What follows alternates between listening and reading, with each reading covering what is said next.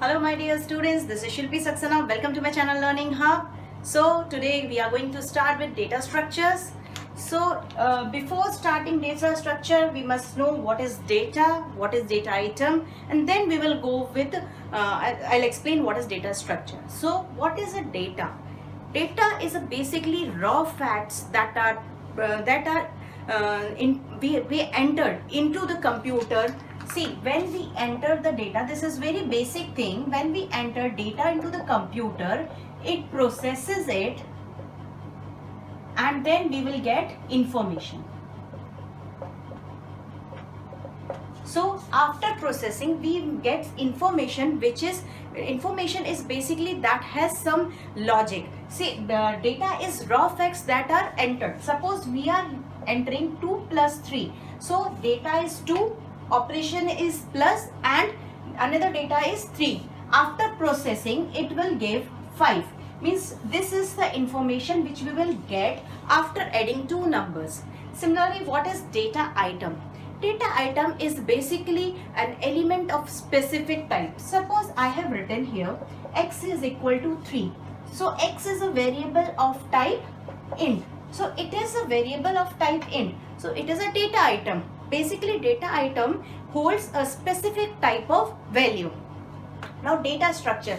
So in computers we handle so much of data. Nowadays so much data is there which is to be handled. So that data, if it is not organized properly, then it will create a problem. To organize the data, to manipulate the data, we use data structure. So data structure is a form in which we store data so that it can be easily accessed, stored, manipulated. So data structure is the form in which we store the data. So data structure is basically of two types. First one is simple and another one is compound.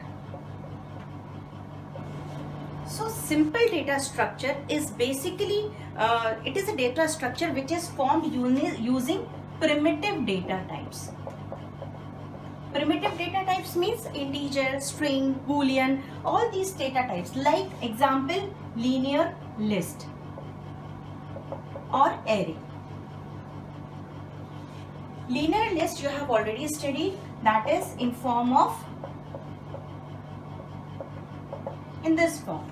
See, linear list is a collection of heterogeneous elements. Heterogeneous means it is a collection of elements of different type. It may be integer, it may be float, it may be string, it can be tuple, it can be list. So different data types, when it is collected together, it forms the linear list. Now array is basically the collection of homogeneous elements. Homogeneous means it is a collection of elements of similar type. Similar type means, suppose I have written here 1, 2, 3, 4. So this is integer type of array. Similarly, if I am using 1.0, 2.0, it is a float type of array. So the difference between linear list and array is, linear list is a collection of heterogeneous elements and array is a collection of homogeneous elements. Now we will switch to compound data structure. Compound data structure is also known as complex data structure. It is basically the complex data structure. It is again divided into linear data structure and non-linear. Linear data structure means, suppose first one is stack, another one is queue,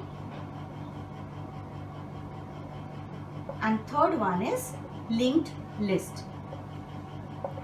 And non-linear structure, next one is tree.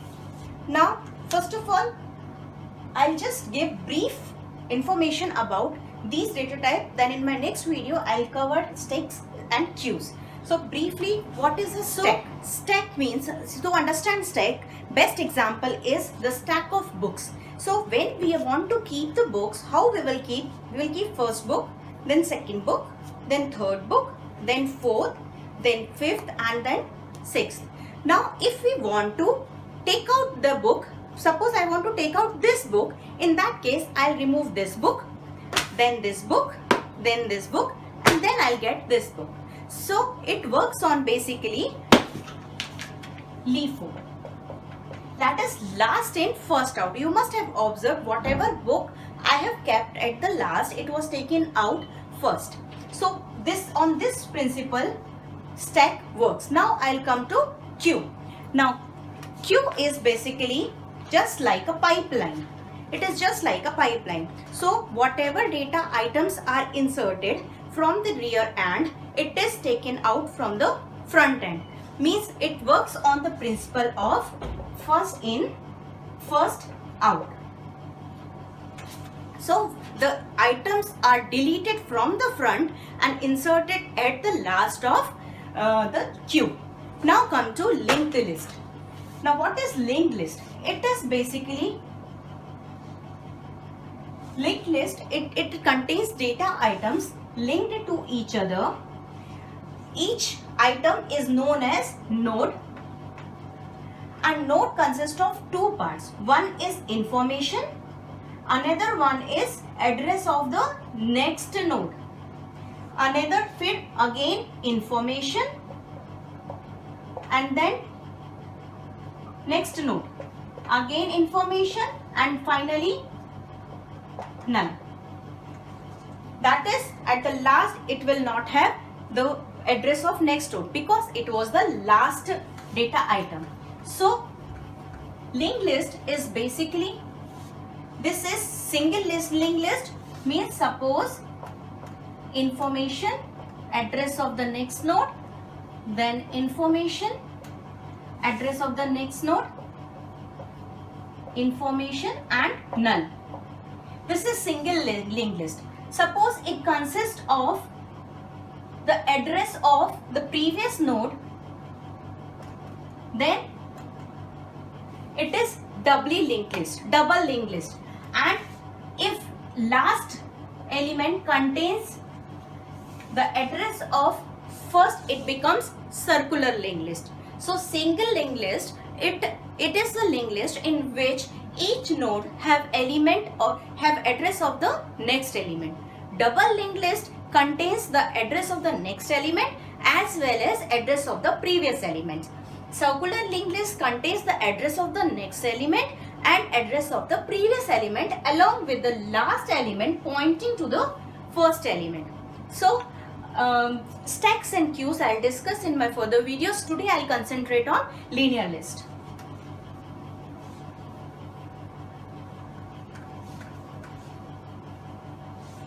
So on data structure, what are operations we can do? Insertion, deletion, transversal, searching, sorting, merging. Insertion means adding an element to the list. Deletion means removing an element from the list. Transversal means accessing each and every element and displaying it. Maybe it may be displaying, or maybe it may be just accessing the element and using the value. Searching means searching for a particular element in the list. Sorting means arranging it in ascending order or descending order depending on the value. Last one is merging. Merging means joining the two lists.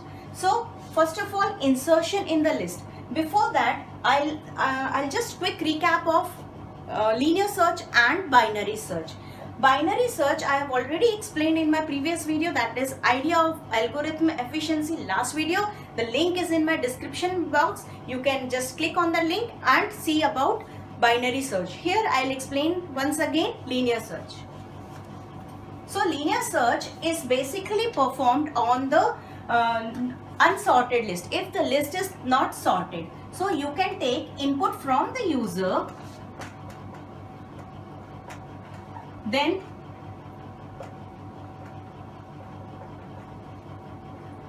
suppose X is the value which we want to search.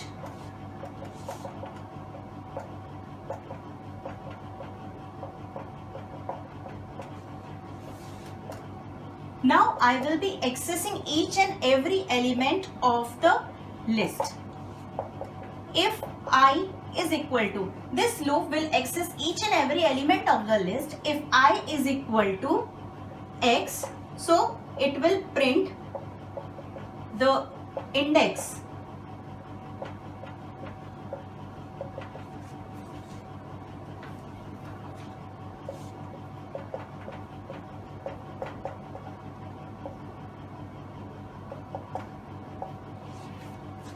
index is a function which is used to, it will return the index of the element I.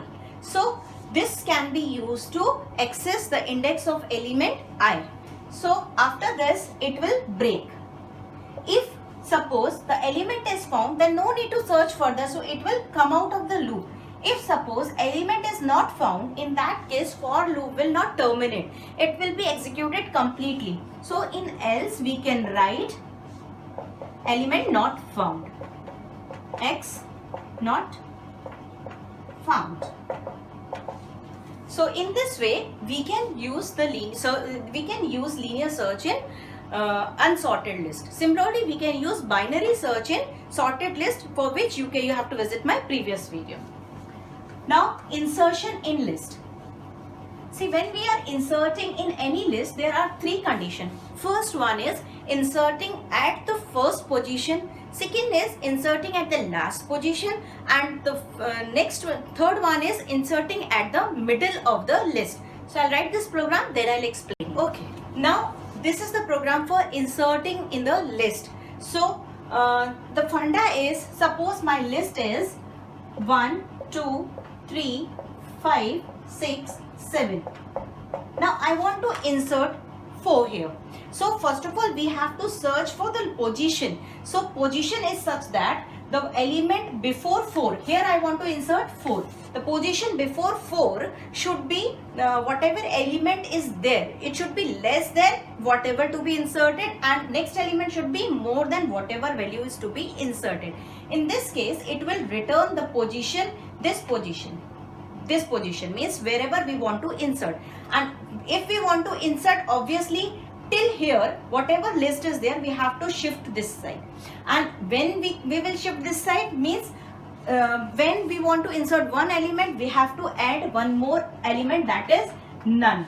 We will add one more element, then we will shift it. After shifting we will get the list like this, and finally at this position we will be able to insert the value. Now next thing is, first of all I told you there are three possibilities. Suppose we want to insert at the start. In that case the position will be obviously 0, at 0 position. The first of all we will take out the position, and then the next step we will insert the item. So for position, if we are inserting at the first place, the position will be 0. If we will insert at the last place, position will be n. Last place means if x is more than these elements. When we are inserting any element in the list, we have to take care that list should be sorted. So if this, I am talking about sorted in ascending order. If we are working on descending order, everything will be just opposite. Wherever we are using less than, we have to use greater than. So position is obviously the last element. Otherwise we have to search for the position. To search for the position, we will again use transversal. For I in range 0 to n minus 1, so we are searching the value if L of I means this one is less than x and next element is more than x, x is 4 suppose, then in that case the position will be I plus 1. Why I plus 1? Because at present we are on this position and insertion will be done next to this position. So insertion will be at I plus 1. So after this we got the, in all three conditions we will get the position at which we have to insert. Then we will append none because the length of the list is fixed. So if we want to add a value, first of all we have to append a null value. So we can add none to add a element.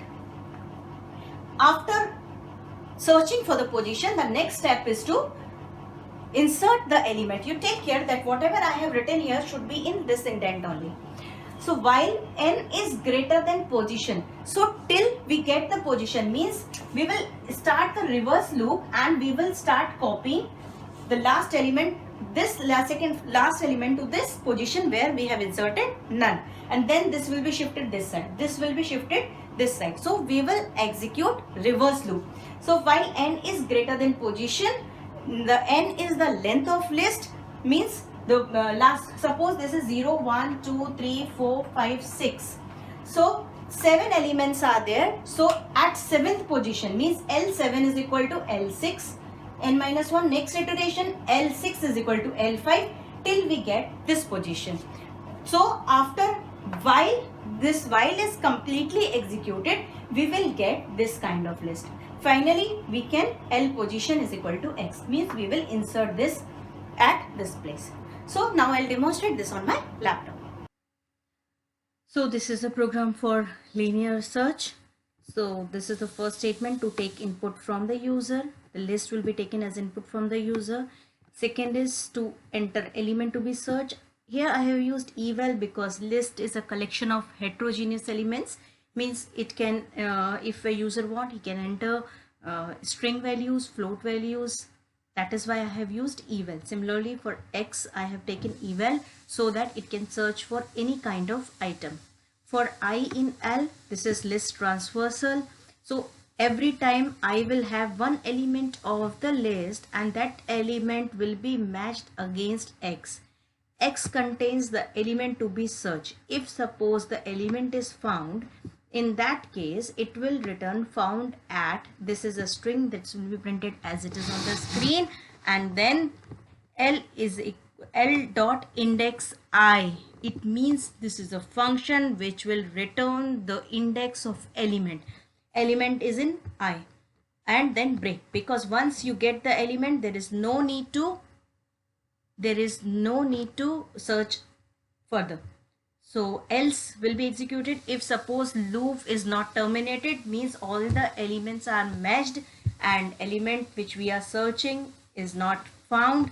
If element is not found, obviously break will not be executed. It means that element is not there. So it will print not found. I'll run this program. Enter list. Suppose I am entering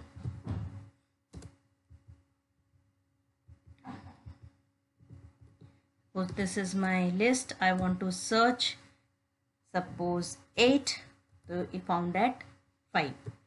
So again I'll search. Suppose I am entering the list and I am searching for 5. It is not found, so it found at 2. If I want to search for an element which is not found, see, suppose 8, 5, 2, this is the list.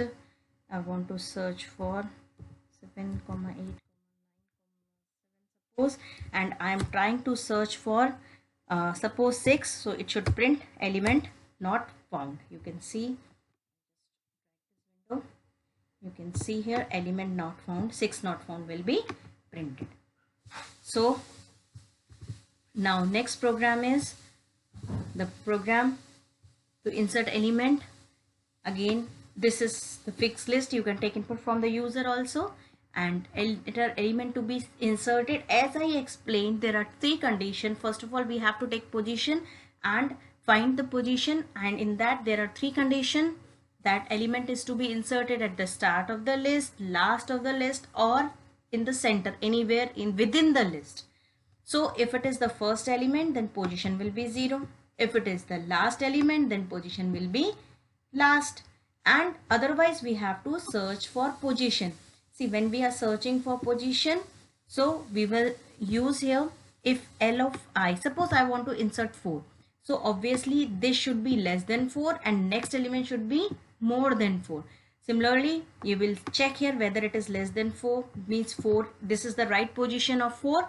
If yes, the position will be I plus 1. Why I plus 1? Because at present we are in the loop, the value of I is the index of 3 and we are testing whether the element which we want to insert is more than this and less than this. So position will be the place of 5. That is why I have used position I plus 1.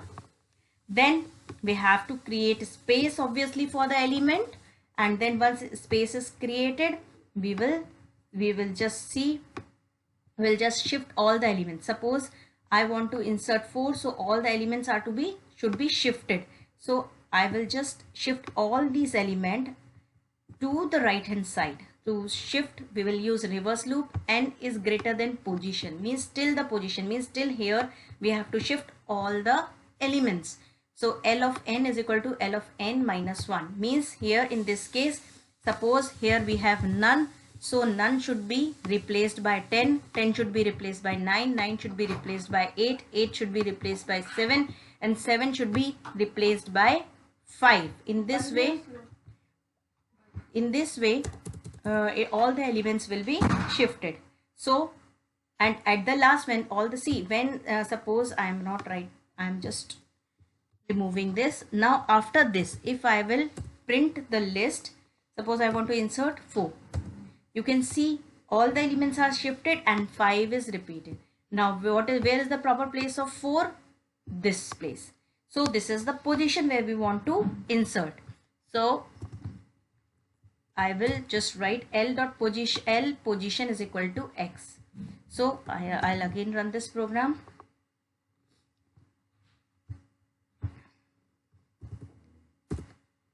So you can see if I want to insert 4, see, initially after the loop the list was in this condition and then finally we inserted. In this way we will insert in the list. Now deletion from the list. If you want to delete any element from the list, you have to first search for the element. Suppose we will use linear search only. So if you want to delete any item from the list, this is the original list. I've given command to print. So first of all, when you want to delete any element, first of all you have to search it. And same program we are going to use, that is to search any element, linear search program we are going to use, because linear search can be applied on unsorted list also. So first of all we will search for the element, and once we get the index, this is program I have already explained. First, when we will get the index, directly we will give the command deleted item is pop l.pop index, means at this place whatever element is found that will be deleted. Why we are using pop? Because pop function returns the element, whereas del function doesn't return anything. So just I'll run this program. F5. If suppose I want to delete 3, so it will print deleted element is 3. The list is this 2 is the index which I printed. The print index. If I'll remove this, it will not print this element to be deleted. Suppose I want to delete 4, so you can see the 4 is deleted. So my dear students, I hope you understood linear search, insertion and deletion. One more important thing, soon I am going to start my online classes. So if you want to join, please mail it to me on learninghub1979@gmail.com.